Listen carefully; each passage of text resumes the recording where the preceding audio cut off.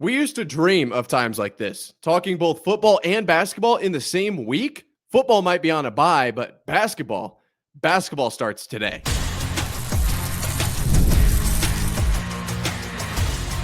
You are Locked On Cyclones, your daily podcast on the Iowa State Cyclones, part of the Locked On Podcast Network, your team every day.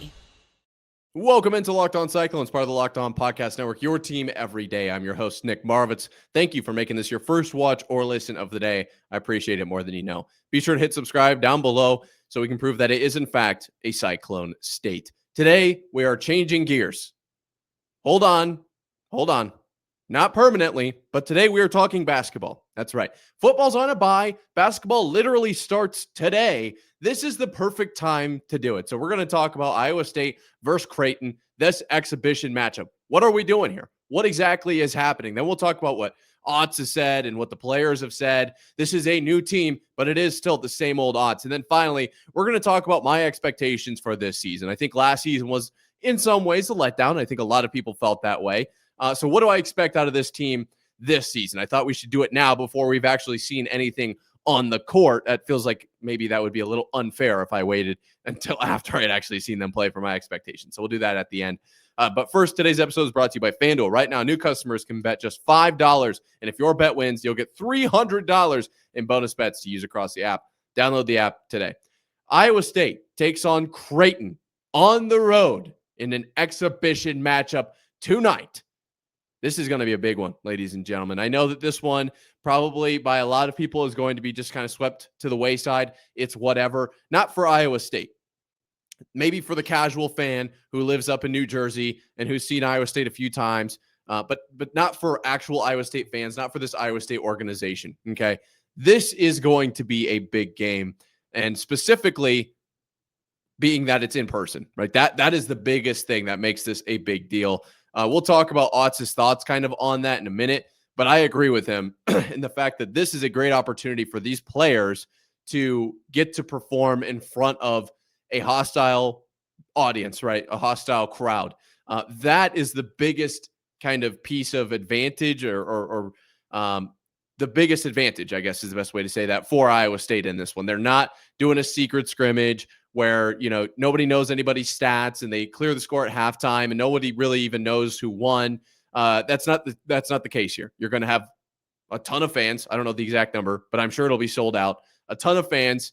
It's going to be hostile. You're going to know what your stats were. You're going to know what the final score is. A lot of players talked about this, and I will talk about this because this isn't really about the specific players so much as it is just the concept in general.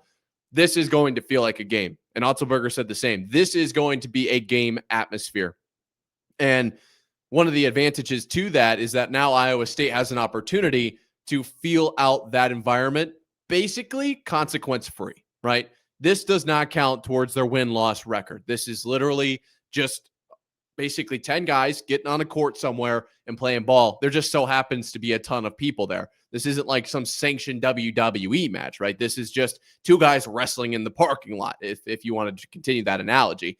That's exciting for Iowa State, considering that this is kind of a young team in some ways. Not in all. I do think it's got a relative strong veteran core, but there is an element of youngness to this team. And this is a great opportunity for those guys to be exposed to an environment that isn't exactly peace and quiet in the practice facility, right? This is an opportunity for them to feel what an opposing crowd is like. And I have a great quote from Otzelberger that I'm going to bring up in the second segment because it's a direct quote from him. And so I want to put it in the Otz's kind of dedicated portion. It's not just Otz. We'll also talk about the players, but I think this is a good, let's just talk about this right now. I'm sorry. I'm kind of bouncing all over the place. Starters have been announced for this one. And it's interesting. I have to be honest here. We've got Killian Torrey, Nate Heise, Milan Momcilovic, Joshua Jefferson, and Blake Buchanan as the 5 starters for Iowa State. I can't say I'm shocked by Joshua Jefferson and Blake Buchanan, nor am I shocked by Milan Momcilovic. Now, do keep in mind that Tamin Lipsey has about 2 weeks to go. So you're probably going to have Tamin Lipsey in this starting lineup once he's ready to roll. But Nate Heise and Killian Torrey both starting is interesting. It is interesting. We've heard about Nate Heise so far this summer, this offseason, kind of having ups and downs in some ways. So I think this is a great opportunity for Heise to get back into the feel of the game. We talked last season when we lost Keyshawn about, like, I brought up all the graphs and I ran all these numbers and I talked about, well, we were kind of seeing a decline in production from Gilbert anyway. This isn't the end of the world. And then we turned to basically the question of who is picking up that now lack in production, who is picking up in that decline in production. Well, it was Nate Heise. Nate Heise was getting better as the season went on last season. Didn't obviously end perfectly for Iowa State, but I felt like there was a lot of promising signs. One of those being Nate Heise kind of figured it out a little bit towards the end of the season. We need him to be that guy right away for Iowa State. We don't need him to score 35 points a night. That's not what I'm saying. It'd be great, but that's not what we need from him. But I can't have him going out there shooting 1 for 6 from beyond the arc. You know, that can't happen. So I am excited to see him in the starting lineup, a little bit of a boost of confidence from Otzelberger to his man. And Otzelberger did talk about, you know, and I'm kind of leaking over into the second segment here, but Otzelberger did talk about what he wants to see from Heise this season in the way of, I want to see him out there having fun. I want to see him loose. And I think that when he said that, he was honestly talking to Nate Heise. He wasn't talking to the media. He wasn't answering some question. I think it was a great, and we know that coaches do this, it's a great way to talk to the player without actually pulling them into your office and saying something directly to their face. You can say it through the media because we all know the players check everything, right? So this was, I think him getting the start is exciting. I think it's a sign of what he could be. And I think that this is a way of essentially, obviously you have to factor in like Taman's not playing and maybe it's not that deep, but I see it as a way for Otzelberger to start this season off with like, hey, Heise, we're here. We got your back. You're a veteran on this team. You come in, you put the work in every single day. Like, let's have some fun this season. Let's go out. Let's ball. This Creighton matchup is a great opportunity for this Iowa State team to just go out and play loose. This is a great position for them to play full on ball at what is perceived as a game by what I'm assuming will both teams, both head coaches, everyone playing, but there is no repercussion really, right? We talk about situations where you can go out and you can just play free. There is no downside. You can't really lose in this situation. Those are dangerous situations because they're a great opportunity for someone to get a feel. Not dangerous in like a safety aspect or anything like that. I mean dangerous for other teams that may not have that opportunity. It's an opportunity for the team that's in that position to really get comfortable, really feel out the situation, find out who they are. And really the identity thing is big. We'll talk about that in the second segment here, but I think that's important for this team. That is where this team is going to, win, lose, or draw. That's where this team is going to get significantly better against Creighton. Is they're going to find out who they are now, and we know who they need to be. Otzelberger knows who they need to be. What are the steps that need to be made between now and then for this Iowa State team before, we open up against, is it FDU 11-03? We got 2 weeks or so. We'll have Northwestern in the middle as well. But you get what I'm saying. We've got a really good measuring stick here against Creighton. I will throw in before this segment ends because I know there are going to be some Iowa State fans that are curious and that are keen to this. Owen Freeman will not play in this game. Iowa State will play Creighton later, and we'll talk about that in the second segment, so don't go anywhere.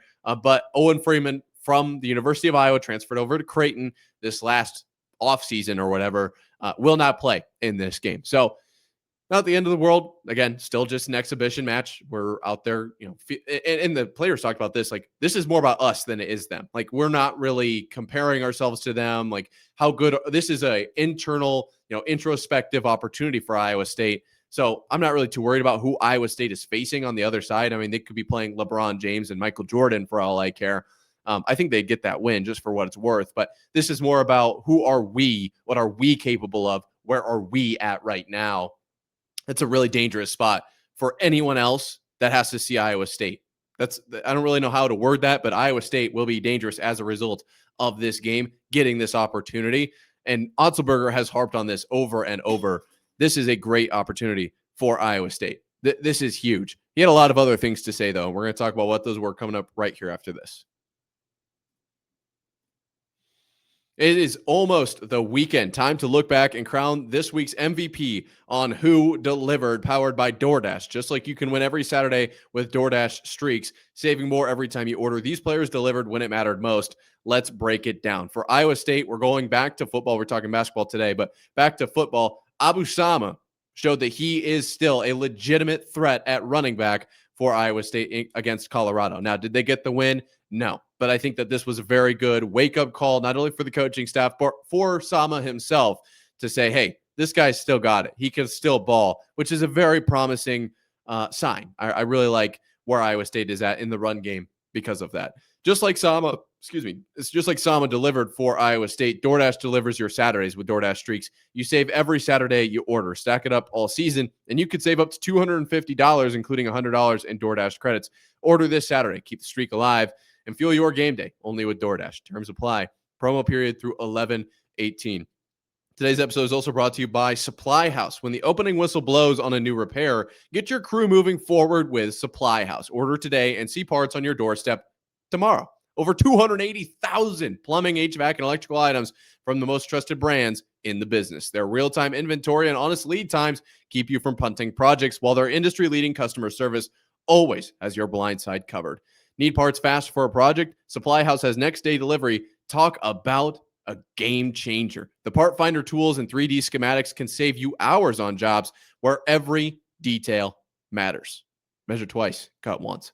Join the free Trademaster program today and score serious perks like priority shipping, lower prices, and a dedicated support line. Visit supplyhouse.com to sign up for free and use promo code SHCollege5 for 5% off your first order. That's supplyhouse.com. Real people, real service. So I've kind of been alluding to it all episode. Let's just open the gates and talk about what Otzelberger and players had to say about this big matchup against Creighton. And it won't be so much exactly only what they've said. We'll also talk about what they mean, which is probably more important. But there were quite a few big quotes that came out of this media availability ahead of Creighton. Obviously, it's the beginning of the season. We're still getting used to this team. But I was shocked. And I will say this. Every time we make a switch from Otzelberger to Campbell and then from Campbell to Otzelberger, I honestly lose my mind. I really do. They are both such unbelievably good coaches that I genuinely get fired up anytime there's that slight shift. Now, just listening to them week to week, that's honestly, this might be the best job in the entire world because I get to listen to them every single week, multiple times a week, or whatever it is, post game and midweek. But whenever you make that switch, because they're both so good, right? But they're slightly different. Oh, I was like, man, I'm ready to run through a wall. And I'm not even playing Creighton. I'm literally going to be watching, and I am ready to run through a wall for T.J. Otzelberger. That being said, Otzelberger had a few interesting perspectives on this game. Remember to take this with a grain of salt because it is still a coach. It is still a coach speaking into an open mic. It is still a coach speaking into an open mic at media availability, right? So we do have to keep that in mind as we approach these comments. But when asked, are we going to see any, honestly, whoever was filming this, the mic situation was very interesting. And I didn't get much of the question, but I believe that they were asking, like, are you going to hold back? When Iowa State plays FCS schools in football, we talk all the time about, well, they're probably going to play a very vanilla offense, a very vanilla defense. You don't want to give a whole lot to your Big 12 opponents down the road. That's essentially what they're getting at in this question. I don't know who it was that asked it because it literally was almost mute. But basically, are we going to get crazy? Are we going to play full-blown offense, or are we going to play a scaled-back version that doesn't give too much to future opponents? And Otzelberger said, the way he said this too, I was like, man, is he upset? He said, I don't believe in any of that. I was like, okay, whatever gives us the best chance to win. A lot more about the tough guy stuff than trying to overthink it. I love that.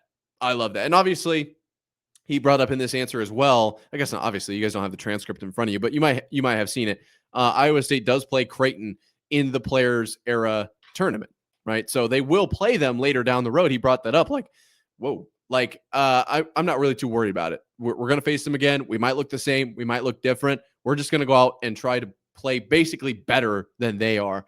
And that was one of those comments that just fired me up, right? Like that is what Iowa State basketball is all about. And at one point he literally says, and I do have it because they asked him multiple times about this question. It wasn't good enough the once. It wasn't good enough the second time. It wasn't good enough the third time. I don't know how many times they asked him, but I was like, bro, he has said the answer. He is not going to hold back. Whether or not that's true, that was his answer every time, which is awesome if that's true. I really like that we get to see potentially what this team could be made of. And I think there is some truth to that, but I'll come back to that in a second. His other quote that he talked about was like, we don't care if everyone sees our plays and defenses. We just want to do them better, which I think is a great mentality of like, sometimes when you're at, well, for example, when I played intramural basketball, I played for one season. We played in like the CD league at Iowa State. We won, I think, one of our games in like double overtime. I got crossed up to the floor in that game. Not a lot of fun. But the last game we played, the team we played was, I think they were all like guys who had played at like Kirkwood or DMAC or whatever, or like at least made the teams or something like that. And they were definitely A tier guys. They were just playing in the D League. You knew they were better. There, after 30 seconds or less on the court, it wasn't like, you call timeout, call everyone over. Guys, if we work really hard, we're going to get them today. Like they were just straight up dunking on us. They were significantly faster. They were all 4 to 6 inches taller than every single one of us. Notably, the tallest guys, our point guards were both hurt. We were running like 4 centers up and down. They were just sprinting all around us. That is a situation where you're better than us. You are going to beat us unless you forget which basket is yours. That's the only way that plays out in a case or into a situation where we win the game. That's what Iowa State looks like they want to do. They're like, we don't care what we have to do if we play out our entire bag. We just want to win the game. We want, and Otzelberger said this, we want to win the rep in front of us. We want to win, even the drill in front of us. We want to win the quarter. We want to win the possession. Whatever we need to do to win each possession, we are going to do that. We're not going to be out here experimenting. We're not messing around with lineups. We're winning each possession. What is the best thing for this team? Now, here's where we get to my opinion on that. There is probably a grain of truth in that, but at the exact same time, you can't tell me you're not experimenting. And if you really aren't, then I start to get into the mindset of like, you need to be. This is exhibition 1, okay? You're going to try to win this game, but you need to try a few things, especially with this. And of course, Otzelberger knows this. I'm not coaching for him, but my opinion on it is if you are literally just going to do these things, and this is what you're going to do all season, in an exhibition matchup, you don't try anything new, like this is the time to do that. This is the opportunity in front of, and the difference is between a secret scrimmage and this exhibition, like there's a ton of people there. So in front of a ton of people, try this lineup, see what happens, right? I don't love the idea that we are not going to experiment with this at all. And I'm not upset with Otzelberger for saying that. I think this is like the third time he'd been asked. He's like, just get off my back about it. Right? This is what we're doing. And I understand that as well. But at the same time, that can't be 100% true. So I'm sure that they are going to go out there and they're going to play their entire bag and they're going to play what they need to do to win every single possession. But I would be a little bit surprised if they didn't try anything new, right? That's how you grow. That's how you get better. And Otzelberger knows that. It does come down to the daily habits. It comes down to giving your all in every situation. But also, I mean, if you're trying to toast your piece of bread by putting it in the washer and you go in every single day and you put it in at the same time and you always put it on, delicates because it's a piece of bread, it might rip, and you always set it to the same heat. You're doing the same process. You're sticking to your daily habits, but you're putting a piece of bread in the washer, bro. It's not going to be toasted. Like you need to put it in the toaster. You need to try something new. Even if you put it in the oven, at least you're taking a step in the right direction. That's my point here. I'm sure that they will do some of that. That's just my opinion. I actually ended up probably doing too many analogies, and we're going to talk about my expectations for the season. But before we do, I do need to talk about a few players specifically. That'll be coming up right here after this. What do you get when you have a bald eagle standing on top of a silverback gorilla riding a T-Rex? Confidence. pure confidence. If you're looking for something beyond the usual pill, it's time to meet Rougiet Go Long. That's exactly where Rougiet Go Long comes in. This isn't just another ED pill. It's a total game changer for confidence. Go Long combines 2 doctor-trusted medications in one dual-action formula, so you can go the distance. The effects can last up to 36 hours. That's confidence all day, all night, and even into the next day. The process is simple. Connect with a board-certified doctor 100% online, and if prescribed, your treatment ships discreetly right to your door. Ready to level up your confidence in the bedroom? Head to rugiet.com and use promo code LockedOnCollege for 15% off your first order. That's rugiet.com, promo code LockedOnCollege. Make sure to use our code so they know we sent you. Today's episode is also brought to you by FanDuel. The NFL season is here, and FanDuel has an offer that you do not want to miss. Right now, new customers can bet just $5 and get $300 in bonus bets if you win. That's right. Pick a bet, put down $5, and if it hits, you'll unlock $300, not one, not two, but $300 in bonus bets to use across the app. I love FanDuel because it gives me so many different ways to play. I've built parlays, tried player props, and the biggest thing for me is since I'm never getting my bets in on time, I can go in and bet them with the live lines during these games. Whether you're a casual fan or love diving into the stats, FanDuel makes the game day experience so much better. So what are you waiting for? Visit FanDuel.com to download the FanDuel app today and get started. So we do need to break down these players here at Iowa State, actually here on Locked On Cyclones, part of Locked On Podcast Network, your team every day. But we talked about some of the quotes or whatever that Otzelberger had. I think that this is a great opportunity for Iowa State. And I do think what Otzelberger is saying is relatively true. I kind of broke that down. There are some other quotes in here that I didn't quite get to. But for the most part, I've covered basically everything that he said.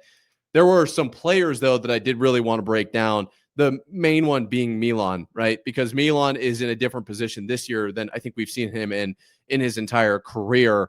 We're going to see Milan forcing up shots, right? That's new. We haven't really seen that as much, okay? And we talked about this, I believe, a little bit in the offseason, this concept of shoot more and you'll make more for Milan as opposed to shoot better shots and you will shoot a higher percentage, right?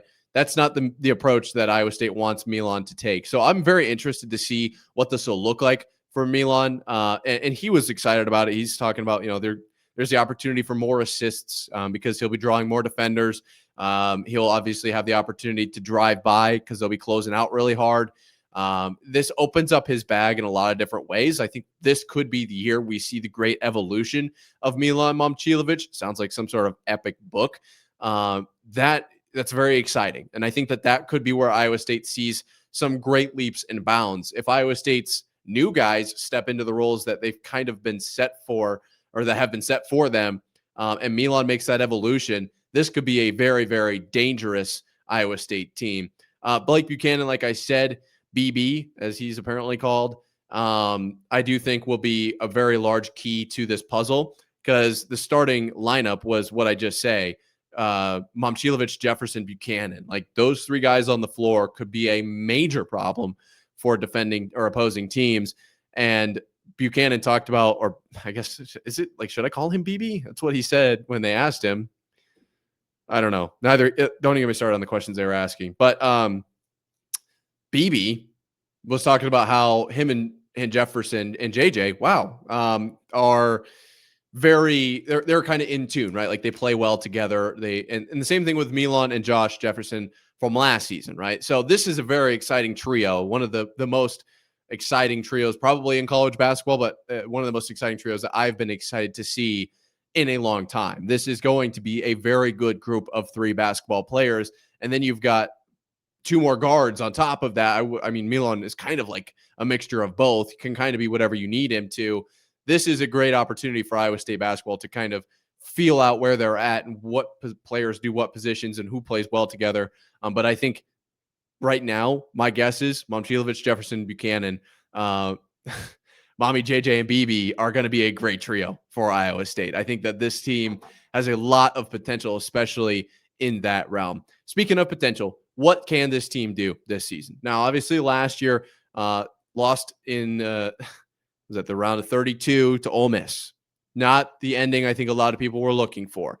Now, the way that the ending of the season went was not ideal. And I think we can all agree on that. Just a lot of injuries coming down the stretch. Really, I mean, it was, I hate to say it, but it really was the overtime loss in Arizona. When that shot went in from 60 plus feet, and I think Love was like 1 of 10, it literally deflated this team to a point like unlike anything I really have ever seen. So that wasn't fun. But prior to that point, I mean, Iowa State was playing really well. They really were. It's just the injury bug that got them. And I honestly thought, they're going to go undefeated. Now, of course, that's not super realistic, but they were a very, very, very good team. And I think a lot of people had expectations. I know I had expectations all the way up to, I think I probably said the national championship a few times. More realistically, the Final Four, I think, was where a lot of people sat on Iowa State before things went downhill. For this season, I've seen a take floating around. I can't remember off the top of my head. It might have been Jack Trice Mafia who said this, saying that they are going to have a worse regular season, but a better postseason. This team will. I think that's a fair take. I do. I'm not going to say that necessarily, but I think that that's totally valid to say for this team. I think that this team will start relatively slow. That's my guess. First 3-4 games, probably not going to dominate the Players Era tournament. Probably just going to play relatively well. There is going to be flashes. There are going to be great moments, but it's not going to be like some ridiculous 20-0 start. They're going to start at a relatively slow pace, in my opinion, and they are going to gel later in the season. That's how I think this will go. Now, I'm not saying that they aren't gelled now, that they aren't on the same page. I'm not saying that. I just think it's going to take a little bit of time to find where they play best with each other. I don't know if that's against Purdue. I don't know if that's against Iowa, middle of December. Is that all the way up into January when you're playing Kansas on the road? If they can figure it out by January, they beat Kansas on the road. This is a good enough team to have a lot of wins, but I am not expecting them to go just 10-0 to start the season or whatever. I expect there to be a few bumps along the way.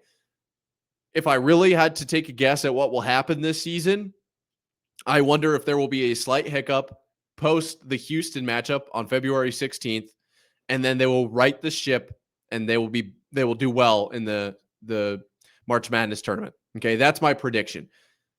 That's not what this segment was. Sorry, I got a little bit off topic. Probably got a little excited. Basketball's here. Football's rolling. I mean, we are in the height of Iowa State athletics right now. The expectation for me, this team needs to be one of the last 4-ish teams that's really competing for a Big 12 regular season title. I think they're good enough. I just said that there are going to be a few bumps along the road early on. I'm not too I don't know if I don't think it will impact, and the expectation is it won't. I think that this is one of the teams that can really make a run at a regular season Big 12 title. I do expect them to be in the Big 12 title game in the tournament. I think that's an expectation for me. This is a good enough team. Is this team better than last year's team? I don't know. I don't know if I would say that. I think there's a lot of potential in this team, but you're losing a lot in Jones and Keyshawn, admittedly. But those guys, this team was so banged up last season, right? That's another thing to consider here. I think if this team stays healthy, big if, knock on wood. Can you even hear that? Probably hear that. If this team stays healthy, they need to be in the Big 12 title championship game. That's I think a fair assessment. As far as the tournament goes, it's really about matchups. But I would love to see them sneak into the Elite Eight. I think that they're capable of it. I don't know if as many people are super high on Iowa State right now. I think they came in at 17 in the AP poll or whatever it was.